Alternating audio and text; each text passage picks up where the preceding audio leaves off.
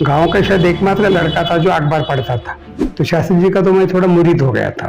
उनको अखबारों ने इतना उठा लिया सर पे, उल्टा मैं बहुत ज्यादा पढ़ता हूँ इसलिए मार भी खाया हूँ। चाचा लोग भी खपती कसने लगे कि मराठाओं की लड़कियां क्या नौकरी करेंगी।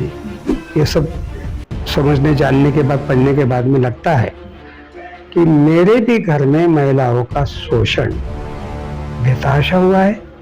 31 साल का सफर में दल प्रमुख पद था, एस.एम. जोशी उसके पहले दल प्रमुख रहे और 2017 से लेके 19 तक मैं रहा। मैं क्यूबा की क्रांति जो अभी कुछ साल पहले हुई वो मैं पढ़ चुका हूँ। चीन की क्रांति भी मुझे मालूम है कैसे कैसे की है माओ ने। आप बड़ौदा डायनामाइट कांड में नहीं थे? मैं बिल्कुल नहीं था। इंटेलेक्चुअली मेरा विरोध होने के नाते मैं उसमें शामिल ही नहीं हुआ। मैं अध्यक्ष बना तो मैंने घोषणा की थी संघ मुक्त भारत, क्योंकि मेरा ये मानना है कि अंतिम सत्य किसी के भी पास नहीं है। और 6 महीने के बाद में भी भागलपुर का दंगे का जो स्वरूप या विदारकता जो थी वो मुझे कहीं भी कम नहीं लगी।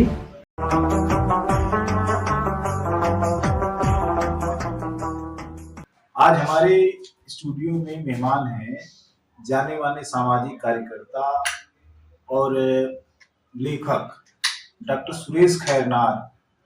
डॉक्टर सुरेश खैरनार का जब हम नाम लेते हैं तो यह पाते हैं कि समाज से संबंधित जितने भी मुद्दे हैं उस पर उनकी कोई न कोई राय है। खास तौर से सामाजिक संरचना को लेकर जो काम है, भागलपुर दंगा हो, चाहे मैंने खैरलाल जी के हत्याकांड हो, चाहे मुल्ताई के किसान आंदोलन का गोलीकांड हो उस पर, या और भी देश के तमाम सारे हिस्से हैं जहां उन्होंने जाकर रिपोर्टिंग की है और उसके बारे में तथ्य इकट्ठा किए हैं। और इसीलिए उनकी बात पर ज्यादा भरोसा किया जाता है कि ये सुनी सुनाई बातों पर अपनी राय नहीं कायम करते या अपनी बात नहीं रखते हैं, बल्कि वहां जाते हैं, लोगों से मिलते हैं और फिर अपनी राय बनाते हैं। डॉक्टर सुरेश खैरनार लगभग 50 साल से सार्वजनिक जीवन में हैं। उनकी यात्रा कहाँ से शुरू हुई और कहाँ तक चली, उसमें कौन कौन से पड़ाव आए, किन किन स्थितियों का सामना उन्होंने किया और अपने उद्देश्य पर डटे रहे, और आज के हालात को लेकर वे क्या समझते हैं, इन्हीं विषयों पर हमसे बात करेंगे। डॉक्टर खैरनार, आपका बहुत बहुत स्वागत है। मेरा प्रश्न सबसे पहले आपसे निजी जिंदगी को लेकर है कि आपका जन्म कहाँ हुआ और किस तरह का माहौल था जहाँ आप पले बढ़े? मैं एकदम किसान परिवार से हूँ, थोड़े मध्यम या कुछ हद तक इसको ठीक ठाक किसान बोल सकते हो वैसे परिवार में। जॉइंट फैमिली, मेरे पिताजी और वो 4 भाई और हमारा 40 लोग हुए कुल। उस परिवेश में मैं था।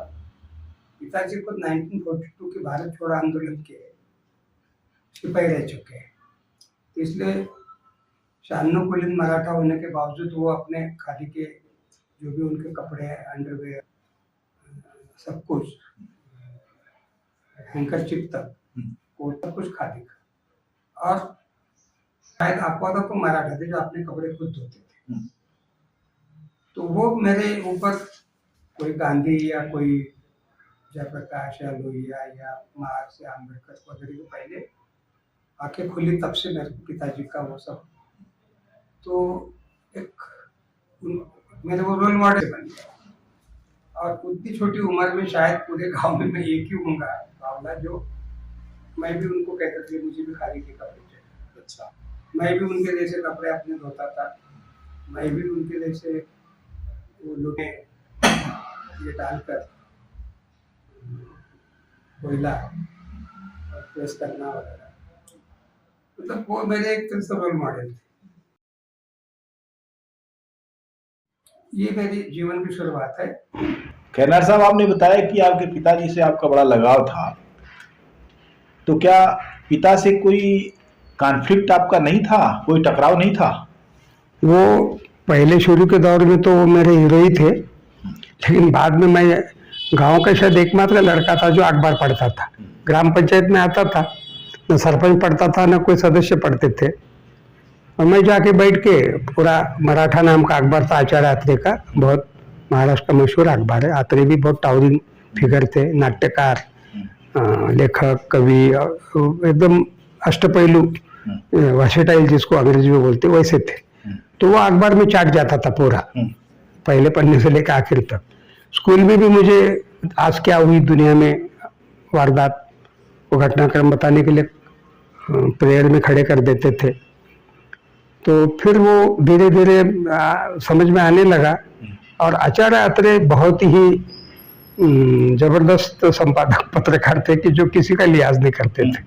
उस समय के मुख्यमंत्री, एक तो ये भी माना था कि एक मुख्यमंत्री तो उस शौक से मर भी गया है। अरे हाँ, कन्नमवार नाम के, इतना उन्होंने उसको कंडमवार वगैरह क्या क्या बोल के। तो अब वो एक कुपे बुक किए होंगे, लेकिन इन्होंने लिख दिया उन्होंने एक पूरी ट्रेन बुक कर दी। अच्छा। मैं अत्रे थोड़े थे भी बड़े विचित्र, आती कुछ बातें करके, लेकिन हम वो पढ़ पढ़ के बड़े हुए। तो हमको फिर कांग्रेस के बारे में हम भी धीरे धीरे ओपिनियन बनने लगा कि पार्टी तो वाली बहुत ही लचर टाइप की पार्टी है। तो हम पिताजी को सवाल करने लगे, क्योंकि वो हमारे गांव के एकमात्र कांग्रेस के थे। पूरा गांव मेरा कम्युनिस्ट था, विधायक भी कम्युनिस्ट होके ही जाता था, भले पिताजी के लाख करे कुछ भी चुनाव में। और मेरे चाचा लोग भी कॉमरेड थे।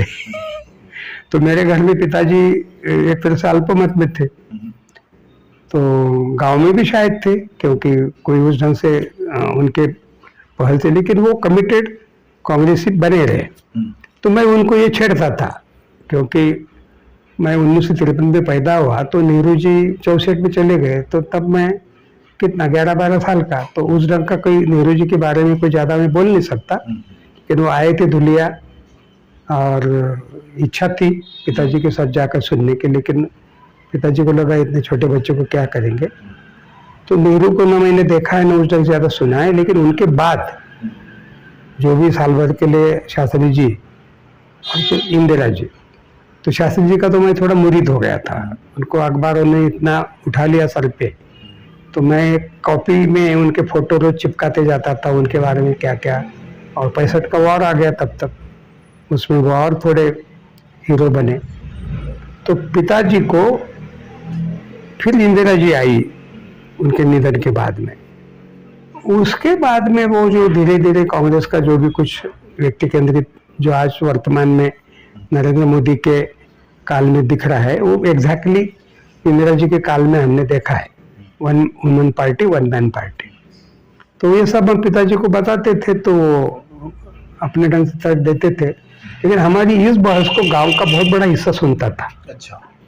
हाँ, ये हमारे गांव की एक अनूठी बात है कि दोनों बाप बेटे और चल रही, और बेटा थोड़ा भारी पड़ रहा, क्योंकि मैं लेटेस्ट पढ़ते रहता था।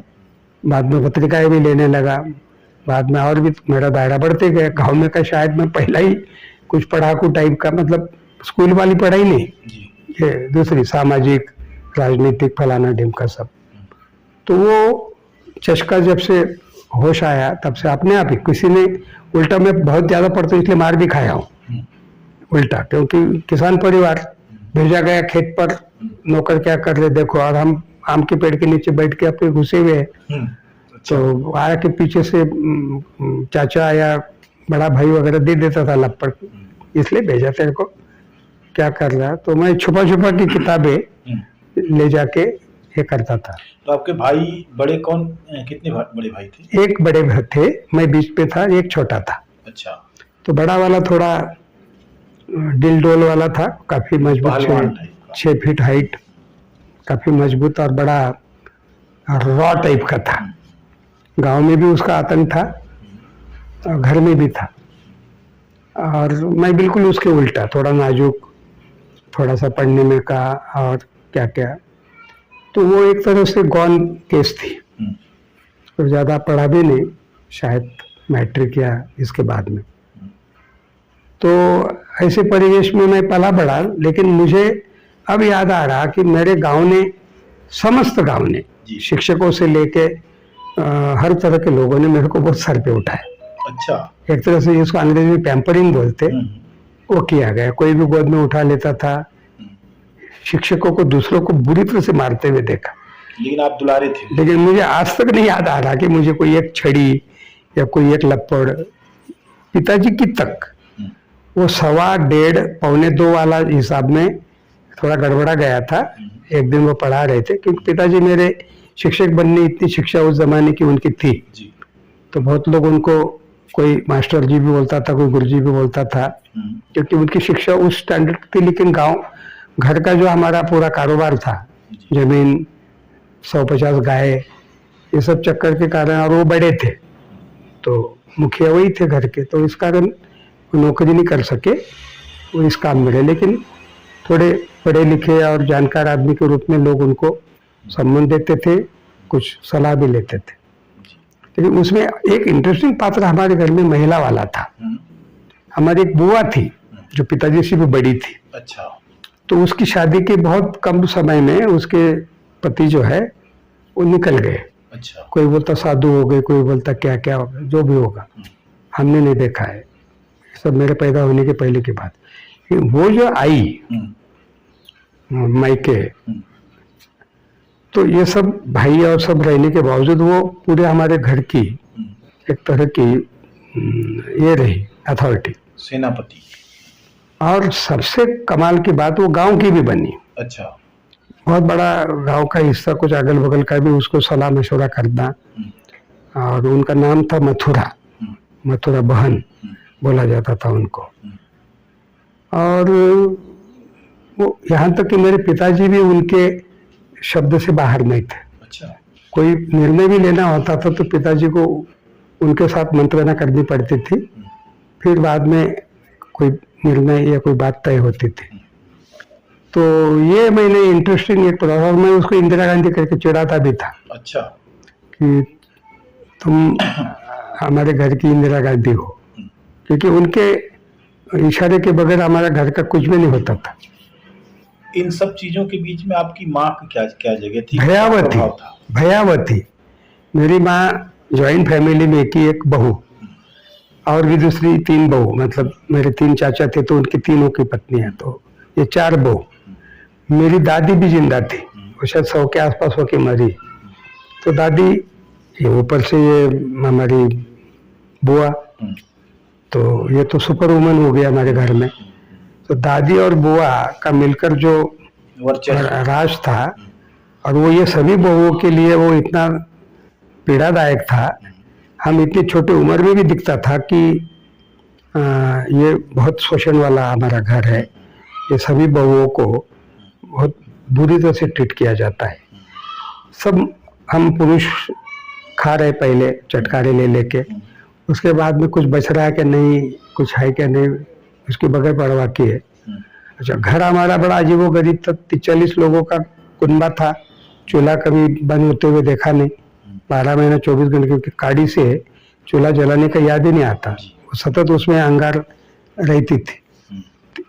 150 गाय थी एट ए टाइम, 10-15 गाय दूध देते रहने वाली होती थी, तो सतत दूध का प्रचुर मात्रा में। लेकिन उसका बंटवारा या उसमें घर में देने खाने वाले की, इसमें आज मुझे याद आता है कि I was only one privilege boy, जो मैं चाहे वो कुछ भी कर सकता था।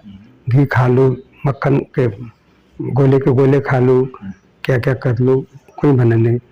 वो ऊपर जो आती है दूध के ऊपर की मलाई, वो भी उठा के खा लेता था, कभी कोई डांट या कोई रोक ठोक नहीं रही। लेकिन मेरे घर के अन्य बच्चों के लिए ये सहूलियत नहीं थी।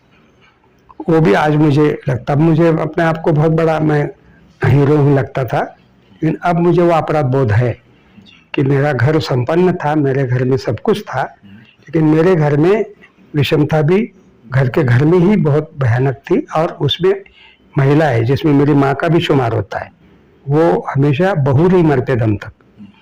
वो एक दब्बू औरत बन गई, उसकी पर्सनैलिटी लगभग एक तरह से खत्म हो गई। वो इतनी क्षुद्र हो गई थी बेचारी कि मेरे साथ के जो सामाजिक जीवन के दोस्त लोग आते थे, क्यों आते हैं ये लोग, क्यों है, अपने कुछ है क्या, तो खाने पीने के बारे में थोड़ी कटकट करना, क्या क्या हो। तो हम समझते थे कि इसका ये जो पर्सनैलिटी का पूरा जो क्राइसिस है, इसमें ये फंसी हुई है। तो हमको बुरा नहीं लगता था, लेकिन उसकी वो क्षुद्रता दिन प्रतिदिन बढ़ती गई, तो उसकी अभिव्यक्ति ऐसे बुदबुदाने में होती थी। तो उसका रीज़न मैं बहुत कम समय में समझने लगा था कि ये है। और अजीबोगरीब आज लगेगा, इतना मॉडर्न साइंस आ गया। मेरे घर में जाता उससे आटा बनता था। मेरे घर में चावल वो डायरेक्ट खेत का चावल भरा रहता था बड़ी बड़ी कंगनियों में, और वो कुट कुट के बाकायदा ताज़ा चावल बनता था, हथसड़ी वाला। और इसी ढंग की सब चीज़ें, पापड़, बड़ी, सिवैया। हमारी महिलाओं का, मुझे ऐसा कोई फुर्सत का समय या उनकी कोई जिसको हम रिलैक्स होके वो बैठे हैं क्या है, बिल्कुल नहीं याद आता है। हम लोग अंडरवेयर तक हमारी बाथरूम से नहीं उठाते थे। पानी का गिलास भी उठाना या रखना तौहीन मानी जाती थी। ऐसे अजीबोगरीब फ्यूडल माहौल में, और वो महिलाएं वो सब काम करेंगी, हमको पूरा, हम थाली में हाथ धो देंगे, वही वो उठा के ले जाएंगे। तो ऐसा एक अजीबोगरीब महिलाओं का शोषण का अति इसका सत्यशोधक गाँव। और दूसरी तरफ महिलाओं का मामले की प्रैक्टिस तो मुझे अब ये सब समझने जानने के बाद, पढ़ने के बाद में लगता है कि मेरे भी घर में महिलाओं का शोषण बेतहाशा हुआ है। बहुत झगड़े होते थे। जब मुझे होश आया, थोड़ा बोलने पढ़ने लगा, तो पिताजी बोलते थे कि, तो हम कहते थे कि बंटवारा करो। बहुत उनका ये हो रहा है। तो लेकिन उनका वो एक अहंकार था कि देवराव पाटिल का कुनबा है, पूरे जिले में हमारा नाम है। तो उस चक्कर में वो अपने ईगो में, अपने आंखों के सामने तो उन्होंने नहीं किया। उनके देहांत के बाद में हमने अपना खुद का हिस्सा छोड़ा।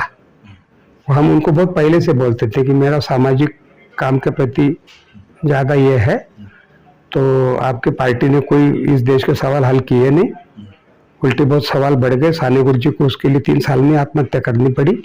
और मैं साने गुरुजी की स्कूल का हूँ। राष्ट्र सेवा दल का 10-12 साल की उम्र से जाने लग गया था। तो इस कारण सामाजिक संवेदनाएं जो मेरी बनने लगी, तो उसमें मुझे पक्का विश्वास होगा कि कांग्रेस ने आज़ादी के इतने साल के सफर में कुछ इस देश का कुछ भी नहीं किया है, उल्टा बंटाघात किया। और इस कारण मुझे अपने आप को खपाना है व्यक्तिगत। आपकी बहन भी थी कोई? 3 बहनें थी। अच्छा, कैसा रहा उनका जीवन?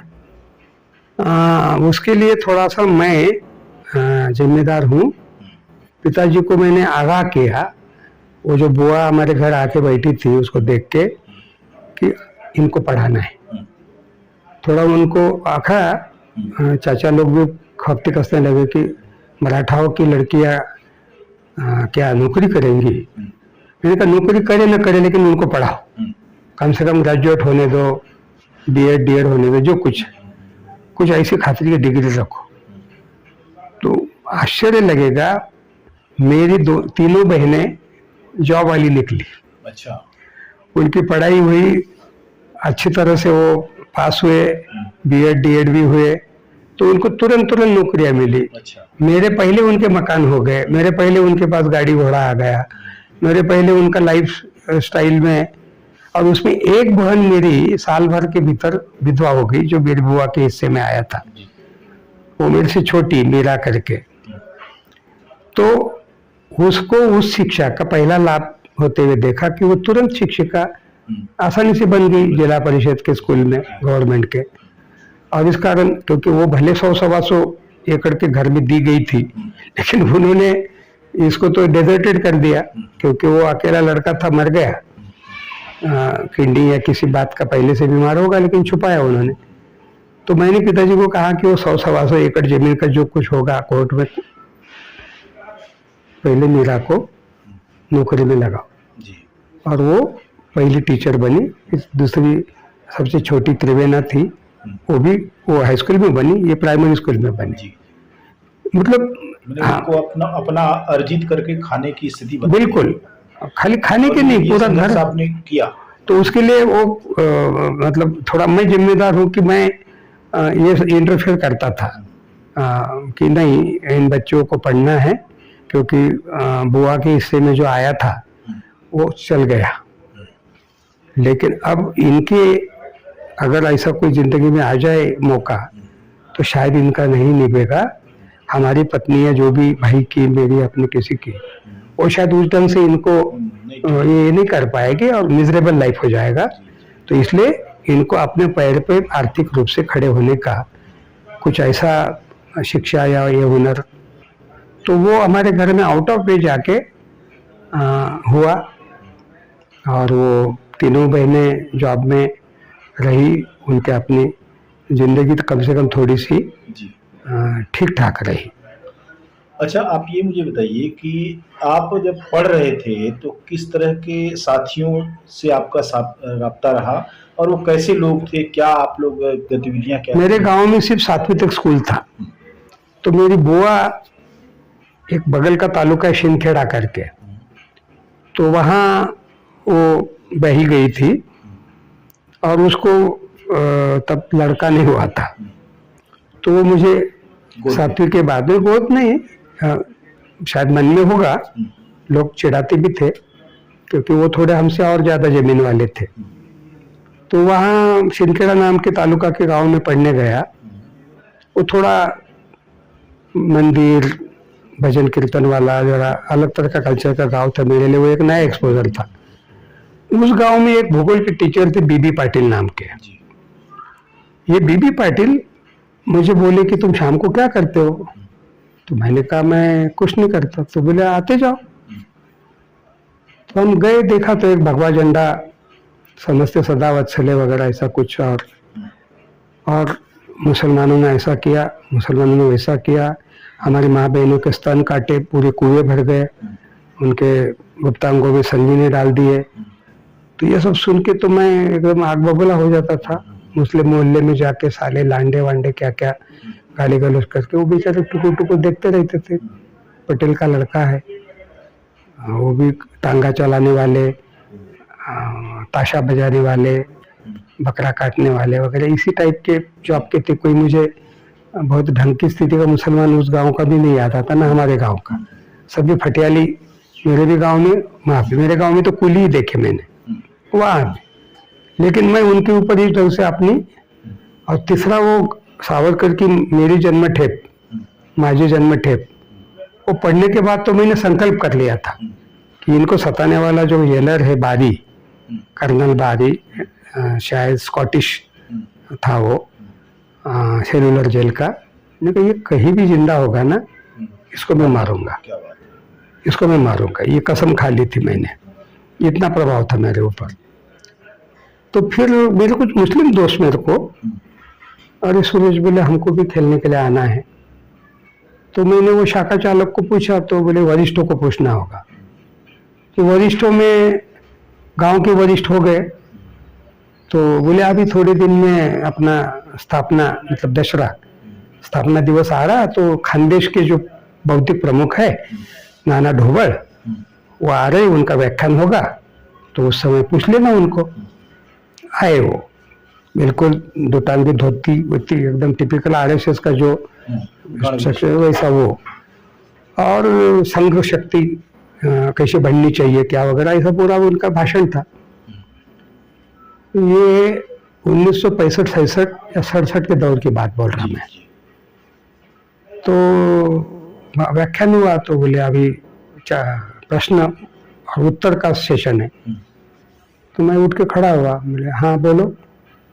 तो मैंने कहा मैं कुछ दिनों से प्रयास कर रहा हूँ संघ शक्ति बढ़ाने का, मेरे कुछ दोस्त आना चाहते, लेकिन ये यहाँ के चालक और ये वरिष्ठ लोग अभी तक कुछ मुझे हाँ ना नहीं बोल रहे।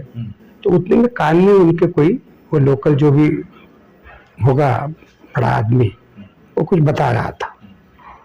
तो सुनने के बाद बोले मराठी में, नीचे बैठो। मैंने कहा नहीं, मैंने आपको सवाल किया है, मेरे को उसका जवाब दीजिए, मैं इतने दिन से हो गया, काफी लंबी गैप हो गई। मैंने कहा संघ में वरिष्ठों ने बैठने के लिए बोला तो बैठना पड़ता है। मैंने कहा नहीं, मैं सवाल जवाब के सेशन में खड़ा हूँ। आपने व्याख्यान दिया 1 घंटे का, संघ शक्ति बढ़ाने का बार बार आपने उल्लेख किया, और मैं उसी के रिलेटेड बात को ही आपको पूछ रहा हूँ, आप उसका जवाब क्यों टाल रहे हो? अरे बोले आप बदतमीज हो। मैंने कहा मुझे इसमें कोई बदतमीजी नहीं लग रही है, निकलो बोले हॉल से बाहर। तो मैं तभी निकलते निकलते ही कसम खाई कि अब मैं गेट आउट, मतलब इनसे भी मैं गेट आउट होता हूँ। उन्होंने ये नहीं कहा था कि आप संघ से निकल जाओ। तो आपका वो आपकी उस कसम का क्या हुआ जिसमें सावरकर तो उसके के- बाद मैं ये आहत होकर निकला था, तो कुछ दोस्तों ने पूछा अरे कुछ चेहरा उतरा हुआ दिख रहा तुम्हारा। मैंने कहा हाँ, वो सालों ने मेरे को निकाल दिया। मैंने कहा वहाँ से। अरे बोले यहाँ और एक ऐसा कुछ चलता है, वो हरिजन हॉस्टल में वो एक पाटिल नाम के है, प्रभाकर पाटिल, फौजी है पुराना, वो कर रहे हैं। तो गए हम शाम को दूसरे दिन, तो वो देखे अरे तुम आरएसएस में जाते हो ना। मैंने कहा हाँ। तो कल तो दशहरे का समारोह था। मैंने कहा हाँ, उसी में मेरे को इन लोगों ने ऐसा ऐसा किया। अरे बोले ऐसी बात है क्या, तो तुम यहाँ आओ, तुम्हारे वो कौन दोस्त है उनको भी लाओ, यहाँ तो हिंदू मुसलमान लड़की आदिवासी दलित सबका है। मेजॉरिटी दलित ही बच्चे थे क्योंकि हॉस्टल की थे, जी 40-45 बिल्कुल पक्के। तो इस ढंग से मेरा प्रवेश हुआ। अब थोड़ा चंड था, इधर वाला भी कुछ एक्सपोजर था पहले का था, तो उसमें मैं बहुत जल्दी वहाँ का ही शाखा नायक बन गया, अच्छा राष्ट्र सेवा दल का। तो वो और बहुत जल्दी मेरे को पूना में ट्रेनिंग को भी भेज दिया गया। हार्डली 12-13 साल की या 15 साल के भीतर की बात है ये सब। तो पूना गया तो वहाँ मेधा पाटकर भी मेरी उस शिविर की बैचमेट थी। जैसा आरएसएस का ओटीसी होता है वैसा वो राष्ट्र सेवा दल का जी दस्ता नायक शाखा नायक शिविर होता है, जिसमें जो भी आते हैं शिविरार्थी, लड़कियाँ होती है लड़के होते हैं, हिंदू मुसलमान सब। एक और मैं बात प्रोमिनेंटली बता दूँ, हामिद दलवाई नाम के मुस्लिम सत्यशोधक समाज के जो संस्थापक है वो राष्ट्र सेवा दल के प्रोडक्ट है। कोकण में चिपळूण नाम का गांव है जहाँ से विष्णु शास्त्री चिपळूणकर समाज सुधारक सुने जाते हैं। तो उस चिपळूण गांव के ये नागरिक या रहवासी थे और वहाँ राष्ट्र सेवा दल का बहुत अच्छा केंद्र कोकण में, लगभग पूरे ही कोकण में था, लेकिन चिपळूण में काफ़ी अच्छा गतिविधि चल रही थी। तो ये उस शाखा के प्रोडक्ट, वो उनके भाई भी छोटे बाद में हुसैन दलवाई जो राज्यसभा में मेंबर बने। तो ये इनके पिताजी की ख्वाहिश थी मौलाना बनाने की, लेकिन ये बन गए मुस्लिम सत्यशोधक समाज के संस्थापक। और मेरी अपनी राय के अनुसार 1500 साल के इस्लाम के इतिहास में शायद ये केमाल पाशा के बाद का दूसरा आदमी है जिसने इस्लाम में रिफॉर्म करने की कोशिश की। वो मुझे अभिमान है कि वो उस संगठन से निकले जिसका मैं भी संघ से निकाले जाने के बाद का एक ये बना, और उस संगठन का मैं अंत में 2017 से लेकर 19 तक उसका राष्ट्रीय अध्यक्ष भी बना। और ये संगठन 1941 में आरएसएस के 15-16 साल की गतिविधि देखने के बाद समाजवादियों ने, मुख्य रूप से तब कांग्रेस समाजवादी बोला जाता था उनको, उन लोगों ने बाकायदा आपस में चर्चा करके तय करके एक आध 2 दिन बैठकर कि हमारे अपने बच्चों को आरएसएस की शाखा में जाने से रोकने के लिए कुछ किया जाए। तो उसका प्रतिफल है 4 जून 1941 के दिन भारत छोड़ो की घोषणा के 1 साल पहले लगभग ये संगठन विधिवत घोषणा की गई। एसएम जोशी उस समय सोशलिस्ट वाली जो भी गतिविधि थी उसके कुछ सेक्रेटरी या कुछ पदाधिकारी थे, उन्होंने उसका इस्तीफा दिया और उनको अध्यक्ष बनाया गया। तब दल प्रमुख नाम था उस पद का, जैसा संघ प्रमुख वैसा ये दल प्रमुख। अब बाद में 1972 में चुनाव और कुछ चीज़ों का बदलाव हुआ, उसमें अध्यक्ष पद शुरू हुआ। उसके पहले 41 से 71-72 तक 30-31 साल का सफ़र में दल प्रमुख पद था। एसएम जोशी उसके पहले दल प्रमुख रहे और 2017 से लेकर 19 तक मैं रहा। मैं बचपन में 10-12-13 साल की उम्र में शाखा चलाता था। मेरी मेडिकल की पढ़ाई करने के बाद 1973 से उसका मैं पूर्ण समय कार्यकर्ता बना मेडिकल कॉलेज से निकल के पेटी वेटी उठा के साइकिल लेके घर जाके दे दिया। तो घर वालों को बोला कि अब आपका हमारा संबंध से प्रेम का रहेगा, मुझे प्रॉपर्टी में कोई इंटरेस्ट नहीं, चाहो तो आप लोग लिख लो, जो भी ज़मीन जायदाद क्या क्या है वो सब आप आपस में बांट लो, मेरी पढ़ाई में आपने कुछ पैसा लगाया, उसका यही देनदारी समझो कि मैं अपनी प्रॉपर्टी का हक छोड़ रहा हूँ। और इस ढंग से मैंने सोच समझकर 2373 में गिन के मैं 20 साल की उम्र का था, 53 का हूँ, 73 में मैंने फुल टाइमर की घोषणा की और 20 साल की उम्र थी। और उसी दौरान जेपी आंदोलन शुरू हुआ, उसमें स्वभाव के अनुसार मैंने भाग लिया। महाराष्ट्र जनसंघर्ष समिति का मैं भी एक कंपोनेंट बना, जिसमें और भी लोग थे, मैं उसमें से एक था।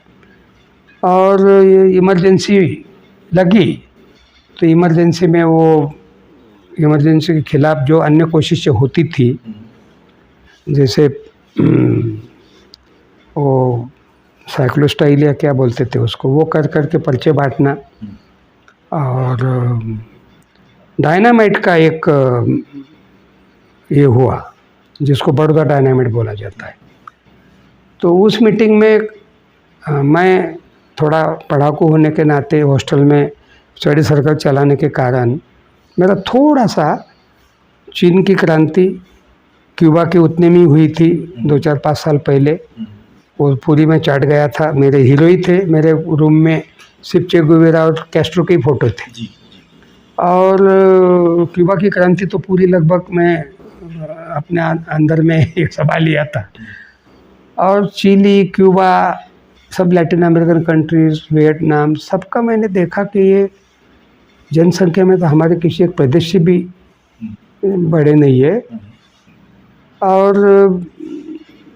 भारत में इस ढंग का इतना अब तो नंबर 1 हो गया। आज मैं नंबर 1 बनने के कगार नहीं, दूसरे दिन की खबर पढ़ के मैं बात कर रहा हूँ।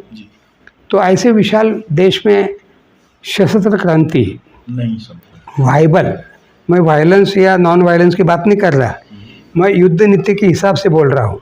जो मैंने उस डायनामाइट की मीटिंग में फर्नांडिस, मृणाल गोरे और दुनिया भर के जो भी अंडरग्राउंड लीडर्स थे उनको मैंने कहा। और कोइंसिडेंस से उस मीटिंग में सबसे कम उम्र का मैं ही था। अच्छा बाकी सब मेरे कुछ तो पिताजी की उम्र के थे। अच्छा।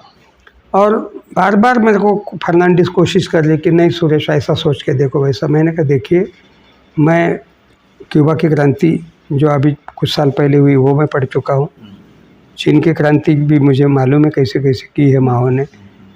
और गुरिल्ला वॉरफेयर क्योंकि मेरी एक क्यूरियोसिटी का विषय रहा, इंक्लूडिंग जोसेफ माजिनी और क्या क्या और शिवाजी तक। तो वॉर स्ट्रेटजी के हिसाब से मेरे ये समझ में आ रहा कि ये इतना विशाल मुल्क में ये इस ढंग की ये करके कहीं हम नहीं पहुंचने वाले। इसको रगड़ने के लिए स्टेट को कोई समय नहीं लगेगा, बेमतलब के हाराकिरी जैसे हम लोग ये हो जाएंगे और हासिल तो कुछ नहीं होने वाला। तो ये एक बहुत ही हास्यास्पद और अव्यवहार है ऐसा मुझे कदम लग रहा है। तो मैं तो मैं एंटी इमरजेंसी हूँ, रहूँगा, उसके लिए जो प्राइस देनी है मैं दूंगा। लेकिन मैं बम से पोस्ट ऑफिस या रेलवे ट्रैक या कोई ये टेलीग्राम का कम्युनिकेशन उड़ाना जो 42 में जयप्रकाश लोहिया वगैरह के नाम पे जो जमा है, मेरा एक हाइपोथेसिस है कि इतिहास में कोई भी चीज़ की नकल दोबारा नहीं की जाती है। वो हो गई, चीन की हो या क्यूबा की हो या भारत की कहीं की भी हो, लेकिन हमको नए औजार अपने मुल्क के हिसाब से, अपनी तबीयत के हिसाब से ढूंढने चाहिए। तो उस ढंग से उस मीटिंग में मैं अल्पमत में ही था, उनको जो करना था। आप बड़ौदा डायनामाइट कांड में नहीं थे? मैं बिल्कुल नहीं था। इंटेलेक्चुअली मेरा विरोध होने के नाते मैं उसमें शामिल ही नहीं हुआ, गया ही नहीं। वो क्या ऊपर केस चला, उसी के ऊपर केस चला, उसी के कारण डंडा बेड़ी भगत सिंह जैसा क्या क्या मामला कमर से लेके यहाँ तक। और पुलिस इतनी बेवकूफ़ थी, वो मेरे को पुलिस स्टेशन से 15 दिन तक मुझे स्टेशन में रखा इंट्रोगेशन में, तो कोर्ट में मेरे को चला के ले जाते थे। अच्छा। तो पूरा शहर देख रहा था। तो स्वाभाविक रूप से शहर में मैं थोड़ा हीरो का स्टेटस पा गया कि भाई इसको ले जा रहे हैं, ये हो रहा। तो वो बहुत बार पुलिस ने ये बेवकूफ़ी की। एक बार मैजिस्ट्रेट ने डांटा उनको कि आप इस ढंग से इसकी परेड करके क्यों ला रहे हो। उसने कहीं देखा होगा या उसको पता चला होगा या हमारे वकील ने बोला होगा शायद, अब मुझे याद नहीं आ रहा वो पूरा जो प्रोसीजर है। तो उन्होंने कहा कि इसको वैन में लाने ले जाने की व्यवस्था करो, और उसी दिन उन्होंने आदेश भी दिया कि अब इनको तुम्हारी इंट्रोगेशन की बहुत होगी 15 दिन, अब हम अलाउ नहीं कर रहे, अब ये जेल में शिफ्ट होगी मेरी कस्टडी, मैजिस्ट्रेट कस्टडी में। तो ऐसा 15 दिन का वो रात में नींद से उठा के बार बार पूछना कौन थे मीटिंग में, कहाँ हुई थी, क्या तय हुआ क्या नहीं वगैरह। और हम यही कहते थे कि हम किसी मीटिंग में नहीं गए, क्योंकि मैंने ये तय कर लिया था कि कम से कम मैं अन्य लोगों को आफत में क्यों लाऊं। मैं इनको कहा कि आपको जो करना है करो। तो एक दिन उन्होंने हंसते हंसते मेरे कनपट्टी पे पिस्तौल भी रख दी। वो खान नाम का कोई इंस्पेक्टर था, एक कुछ तो भी लिख के लाया था, बोले साइन करो, तो पढ़ने को भी नहीं दे रहा था। तो मैंने कहा अगर इस पर ही साइन करके मरना है तो आप ऐसी गोली चलाओ। मैंने कहा मारो मेरे को नहीं साइन वाइन करना है, जो करना है करो। तो अरे नहीं बेटा, तो कल तो तेरी गाड़ी के सामने ही मोटरसाइकिल पे चलना पड़ेगा, तुम वीआईपी बन सकते, आगे सरकार बदली तो मिनिस्टर हो जाओगे, हम तो वही के वही रहेंगे। ऐसा कुछ नहीं मैंने तो इस ढंग का। लेकिन मेरे को भी आश्चर्य लग रहा कि ये साहस आया कहाँ से। न कोई मेरे को टिप दे रहा था, न किसी ने मेरे को प्रशिक्षण दिया। लेकिन वो गन है, उसका क्या दुष्परिणाम होगा क्या नहीं, इसकी कोई इतनी अकल भी नहीं थी। जो एक हाँ, लेकिन मेरे ऊपर कुछ भी असर नहीं होता था। मैं एक चीज़ ये बताइए कि राष्ट्र सेवा दल और राष्ट्र सेवा दल की जो गतिविधियां थी और जो एजेंडा था वो क्या था जिसको आप शुरू से फॉलो कर रहे थे और जिसपे काम करते रहे और आखिर तक करते ही रहे? उसमें सबसे मुख्य बात धर्मनिरपेक्ष, समाजवादी, समतामूलक, नर नारी समता, ये सब तरह का डिस्कोर्स वाला एक पूरा उसमें तैयार करने का वो बच्चियों को, और उसमें लड़कियां इक्वली, लड़के, मुसलमान, मैंने हमीद अलवई का भी नाम लिया, क्रिश्चियन और दलित, आदिवासी, ओबीसी या हर तरह के कौम के लोगों का वो एक बच्चों का संगठन था है। आज उसकी 82 साल की उम्र हो चुकी है। आने वाले 4 जून को 82 कंप्लीट हो जाएंगे 2 महीने के बाद में। तो मैं अध्यक्ष बना तो मैंने घोषणा की थी संघ मुक्त भारत जी। वो मेरा भाषण भी शायद है पब्लिक डोमेन में, और मैंने कंसेंट लिया था आए हुए डेलीगेट्स देश भर के। जब मेरे को यूनानिमसली अध्यक्ष बनाया तो मैंने कहा मैं संघ मुक्त भारत की घोषणा कर रहा हूँ, और इस घोषणा से असहमति रखने वाला कोई भी एक सदस्य इस सभा में होगा तो मैं यही पर इस्तीफा दे के जाने वाला हूँ। मेरे को खाली संगठन के अध्यक्ष पद पर शोभा के लिए बैठना नहीं है, मेरा लक्ष्य रहेगा फिर ये, क्योंकि संगठन की स्थापना ही उसके लिए हुई थी। अच्छा, जो आप एक अध्यक्ष के रूप में आपने कौन से खास काम किए और किस तरह के अनुभव रहे और आज क्या स्थिति है मनीष से? मैंने अध्यक्ष के रूप में सबसे पहले तो पूरे देश का दौरा किया जी, असेसमेंट करने के लिए, स्टॉक टेकिंग के लिए कि देश में स्थिति क्या है, हमारी अपनी स्थिति क्या है, हमारे अपने संसाधन, हमारी अपनी क्षमता, हमारा अपना ह्यूमन रिसोर्स और सब कुछ, उसका स्टॉक टेकिंग के हिसाब से मैंने खूब दौरे शायद कौन से अध्यक्ष ने इतने किए पता नहीं, क्योंकि मुझे ट्रस्टियों की तरफ से रोका जाने लगा कि आप इतने क्यों घूम रहे हैं। तो मैंने कहा मैं बना किस लिए हूँ, तो नहीं आप थोड़ा ऑफिस में बैठते। मैंने कहा ऑफिस में बैठने के तो स्टाफ है पूरा, क्लर्क है, ये है वो है, कैशियर है, सब। मैं अध्यक्ष हूँ, मैंने देश भर में संपर्क करना चाहिए, और संघ जैसे संगठन के साथ अगर मुकाबला करना है, मेरा पीरियड हार्डली 2 साल का है, तो उस 2 साल के भीतर में मैं 1 मिनट नहीं गंवाना चाहता, मैं घूमूंगा। तो उन्होंने मेरा किराया भी देना बंद किया, बहुत दिनों तक मैं अपने ढंग से घूमते रहा। और यही लगा कि इन लोगों को मेरा ये जो चल रहा एंटी आरएसएस, मुसलमानों के ऊपर हो रहे अत्याचार और दुनिया भर की बातें, तो ये जो हम और भी लोगों के बारे में बोलते हैं कि भाई थोड़ा खरोचने से वो भी क्या है क्या नहीं, तो एक ऐसा लगता है कि इस संगठन में भी भले इसका लक्ष्य 1941 में आरएसएस के अल्टरनेट के रूप में रखा गया, लेकिन बीच के समय में जो भी कुछ हुआ है कम ज़्यादा उसमें ये वो गोल भूल गए और वो जो धार है वो भी थोती हो गई। और इस कारण मैं 2 साल के बाद में थोड़ा डिसअपॉइंट होके मुझे इस्तीफा नहीं, मेरा अल्टरनेट में एक भाषाविद लाए जिनका नाम गणेश देवी है। तो अच्छा, एक चीज़ जो मुझे कुछ जैसे दूसरे संदर्भों से चीज़ों को देखने की आदत है मेरी, तो मैं राम नगरकर जो कि एक बड़े अभिनेता थे, हास्य के अभिनेता थे, मराठी सिनेमा के बड़े ताकतवर एंटिटी रहे हैं, उनकी आत्मकथा है रामनगरी। तो उसमें मैंने एक प्रसंग पढ़ा, मुझे बहुत हंसी आई और मुझे लगा कि क्या ऐसा होता रहा है। उन्होंने कहा कि जब हम गोवा में एक शो करके आ रहे थे तो हम लोगों ने शराब की कुछ बोतलें अपनी गाड़ी में रखी और जब गोवा से निकलने लगे तो बॉर्डर पर पुलिस ने चेकिंग की, तो हम लोगों को तो सांप सूंघ गया क्योंकि बहुत सारे लोग कई बोतलें रखी थी। तो ऐसे करते करते जब वो हमारे पास आया, इससे पहले मैंने कहा कि हम तो राष्ट्र सेवा दल के आदमी, हम ऐसा थोड़े करेंगे। तो उन्होंने कहा कि अरे पहले आपने क्यों नहीं बताया, फिर वो गाड़ी जाने दी। बने राष्ट्र सेवा दल को उन्होंने कांग्रेस सेवा दल का एक विस्तार माना। तो ऐसी कुछ घटनाएं आपके जीवन में भी हुई होंगी? एक बिल्कुल है। और दूसरी चीज़ ये कि क्या वास्तव में राष्ट्र सेवा दल कांग्रेस के संगठन के रूप में काम करता रहा? शुरू में तो था, सोशलिस्ट पार्टी के विधिवत स्थापना होने के पहले तक जी।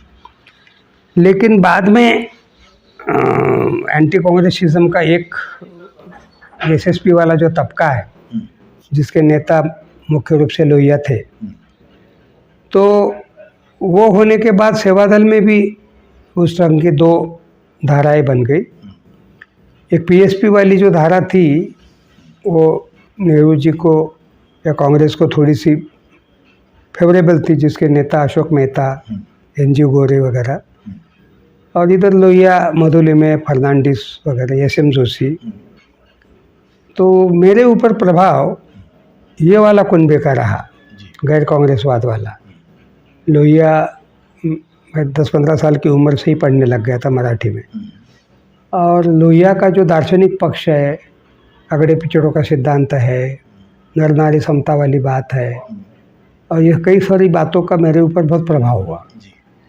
तो उस हिसाब से मैं अनायास लोहिया के सामाजिक, सांस्कृतिक, कला विषयक जो उनकी अभिव्यक्तियाँ रही उसका मैं मुरीद बन गया।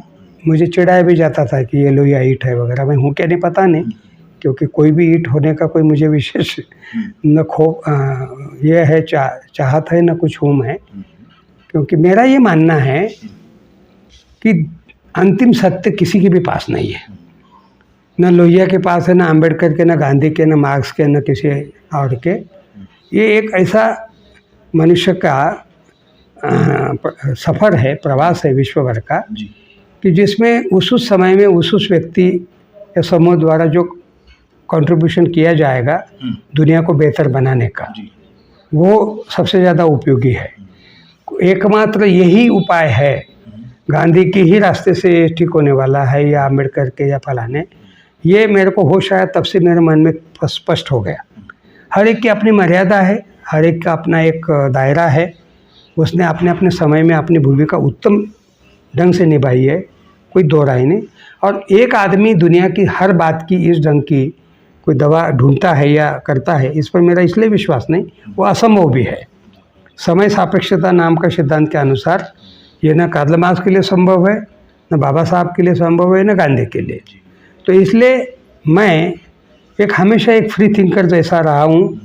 मेरी काफ़ी आलोचना हुई है कि तुम्हारा कोई बौद्धिक बेस नहीं, मार्क्सवादियों के भी साथ उठते बैठते हो, पैंथर वाले भी तुम्हारे अगल बगल में रहते हैं, वो भी रहते हैं। लेकिन एक खासियत रही कि आरएसएस वालों के साथ में वो जो उम्र के 12-13 साल का जो निकलना है, उसके बाद में कोई दोबारा उनके साथ ये होने का कोई कारण नहीं रहा, क्योंकि ये एक घोर सांप्रदायिक, घोर जातिवादी एक ऐसा संगठन है जिसका इस देश में उस समय जो भी 150 या 70-80 करोड़ की आबादी होगी, हमको लगता था कि ये मुल्क के लिए बहुत ख़तरनाक संगठन है जिससे और दूसरी बंटवारे की नौबत आ सकती है।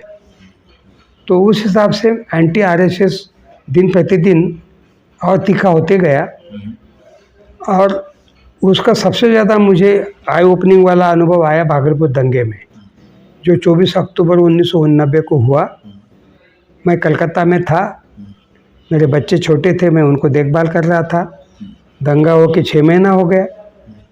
24 अक्टूबर को दंगा हुआ। मेरे को लगातार आनंद बाज़ार पत्रिका के एडिटर या अन्य मित्र जो वहाँ आ जा रहे थे वो कह रहे थे, लेकिन मैं 5 मई मेरे बच्चों को जब छुट्टी लगी, तब मैंने 6 मई का टिकट निकाला, और मैं जब अक्टूबर मई यानी 6 महीने से ऊपर, तब मैं भागलपुर गया, ये भी मैं कह दूँ। और 6 महीने के बाद में भी भागलपुर का दंगे का जो स्वरूप या विदारकता जो थी, वो मुझे कहीं भी कम नहीं लगी। उसी ढंग से दीवारों के ऊपर खून के फव्वारे, उसी ढंग से सोफे तलवारों से ये किए हुए, दरवाजे जले हुए, खिड़कियाँ टूटी हुई, औरतों के बालों के और चूड़ियों के बड़े बड़े ढेर, और दुनिया भर का क्या क्या, और एक एक जगह का कई 115 लोग मार के खेत में डाल के गोभी लगा देने के, कहीं तालाब में फेंक देने के, कहीं के। ये सब देखने के बाद में तो मैं एक तरह से विचलित हो गया, क्योंकि मैं 1953 का हूँ, आज़ादी के एकदम 5 साल के बाद का, 6 साल के बाद का। मैंने दंगे छोटे मोटे गली कुचे के, जलगांव, भिवंडी, मालेगांव, मेरे अगल बगल के ही ये सब इलाके बोल रहा हूँ, और अहमदाबाद के कभी कभी पढ़ता था कि फलाना पूरा है, ढिमका ये। लेकिन वो सभी दंगे 1946-7 के बाद के चंद गली मोहल्लों के दंगे थे। भागलपुर ये मुझे पहला दंगा लगा कि जिसने लगभग भागलपुर कमिश्नरी कवर कर लिया था। भागलपुर, मुंगेर, गोड्डा, दुमका, बांका, साहिबगंज, ये सब में 115 या 120 गाँव में एक ही एक चित्र, चुन चुन के मुसलमानों के मकान, उनके संसाधन, लूम जो होते थे उनके रेशम के कपड़ा बुनने के, वो जलाए हुए हजारों की कतार लगी हुई। और एक घर में जा रहा हूँ तो एक बच्ची जिंदा है तो 9 लोग मारे गए हैं, कोई एक बूढ़ा जिंदा है। एक आदमी ने मेरे को हिलाया, वो एक कोई रिटायर्ड कृषि महाविद्यालय का कर्मचारी था, और एक जगह हम बातचीत में बैठे थे किसी चौपाल टाइप की जगह पर। खैरनार साहब, शांति सद्भावना की बात मत करो, मेरे को एक AK-47 ला के दो। मैंने अपना एकमात्र बेटा जो इंजीनियरिंग के फाइनल में था वो खोया है, मेरी बुढ़ापे की काठी चली गई है, अब मेरा आगे का ज़िंदगी का क्या होगा। और फूट फूट के रोने लगा। मैंने भी उसको गले लगाया, मैं भी रोने लगा। मैंने एक शब्द से उसको कुछ भी नहीं कहा, मैं सब उसको पीठ थपथपाते उसको काउंसिल करते रहा। उस आदमी ने मेरे को एक तरह से हिलाया, और एक दूसरा आदमी जो मारने वालों में था, अभी शायद नहीं है दुनिया में इसलिए मैं नाम ले लेता हूँ, रामचरित मंडल। तो रामचरित के बारे में यही सुनता था कि उसने 100 मारे, 100 मारे, क्या क्या मारे वगैरह। तो हम एक किसी रोड किनारे के चाय की दुकान पे बैठे थे, तो वो आया, तो धीरे से लोगों ने कहा कि रामचरित आ रहा है। तो रामचरित आया तो दुआ सलाम हुई, तो बैठा बगल में। हाँ, सुना है आप मियाँ लोगों के यहाँ जाते हो। मैंने कहा हाँ बिल्कुल जाता हूँ। खाते भी होंगे? मैंने कहा हाँ, खा भी लेता हूँ अगर वो दिया तो ऐसे हरामी कौम के घर में खाने वाले आदमी के साथ में हम क्या बैठेंगे? तो तपाक से मेरा हाथ वो जैसे ही उठा तो मैंने उसका हाथ पकड़ लिया। मैंने कहा रामचरित, तेरी औकात नहीं है मेरे साथ बैठने की। मैं जिस कौम से आता हूँ, मैंने ये ज़िंदगी में पहली बार मेरे अपने तथाकथित सवर्ण होने का एहसास का इस्तेमाल किया या हुआ मेरे को। मैं अगर ये सब मानने वाला होता तो तेरे को मेरे बराबर यहाँ बेंच पे बैठने की भी इजाज़त नहीं थी। मैं वो हूँ। लेकिन इस ढंग से अगर हम करेंगे तो दुनिया कहाँ चली जाएगी, इसकी आपको कल्पना नहीं है। ये जो मंडल कमीशन आपका अभी आया है, इसको विरोध करने वाला एक मुसलमान का नाम लो तो हक्का बक्का हो गया। हाँ साले बोले सब इंजीनियरिंग कॉलेज के लौंडे बोले सब बम्मन और फलाने ढिम के राजपूत बिस्पुत। तो मैंने कहा बताओ ना, एक मुसलमान का नाम होगा तुम्हारे नॉलेज में तो बोलो। और मैं तूता पे ही बोलने लग गया उसके क्षण के बाद में। तो वो थोड़ा सा फिर नरम पड़ा। तो गौरकिशोर घोष नाम के जो एडिटर थे वो बाद में मेरे को बोले कि तुम एक तो कास्ट का इस्तेमाल किए और तीसरा मंडल कमीशन, व्हाट नॉनसेंस। मैंने कहा मैं ना वीपी सिंह का दलाल हूँ, ना मुझे मेरे जाति को लेना देना है, लेकिन ये मेरे ख्याल से ऐसे प्रसंग में संवाद करने का इससे ज़्यादा दूसरा इफेक्टिव उपाय हो नहीं सकता है। और this is my style of dialogue with this area. आपको आपत्ति लगे तो आप दोबारा मेरे को साथ देना बंद कर दीजिए, लेकिन शायद मेरे को लग रहा है कि हमको हमारे धर्म का, हमारी जाति का भी इस्तेमाल करना चाहिए और इनको डील भी करना चाहिए। अगर हम फॉरेनर के रूप में अगर इनको दिखेंगे तो हम इनके दिलों में घुस ही नहीं सकते। मैंने कहा मैं बिल्कुल करूँगा। मैंने कहा वो मेरे लाइफ का टर्निंग पॉइंट है। भागलपुर दंगे में मैंने क्या तीर मारे मालूम नहीं, लेकिन भागलपुर दंगे ने मुझे एक तरह से बहुत कुछ ऐसा सिखाया ज़मीन पर रहकर, क्योंकि मैं एकदम आईफेल टावर वाला एक्टिविस्ट था। मुझे याद नहीं आ रहा कि मैंने ऐसे डायरेक्ट सताए हुए लोग या डायरेक्ट इस ढंग के लोगों में, बिल्कुल वो एक मिडिल क्लास एक अलग तरह का एक्टिविज़म था। ये लाइफ का मेरा पहला है जब मेरी उम्र 90 में लगभग 37 वगैरह थी, बिलो 40। और मुझे लगा कि मैंने 37 से 36 साल गंवाए हैं। ये अभी मेरे को थोड़ा सा सीखने को मिल रहा है। तो आपने अभी देखा कि डॉक्टर खैरनार ने राष्ट्र सेवा दल से शुरुआत की और फिर उसके बाद भागलपुर दंगा एक ऐसा बिंदु इनके जीवन में आया जहां पर इन्होंने अपने जीवन की धारा को मुड़ते हुए देखा। खैरनार साहब, आपको बहुत बहुत धन्यवाद।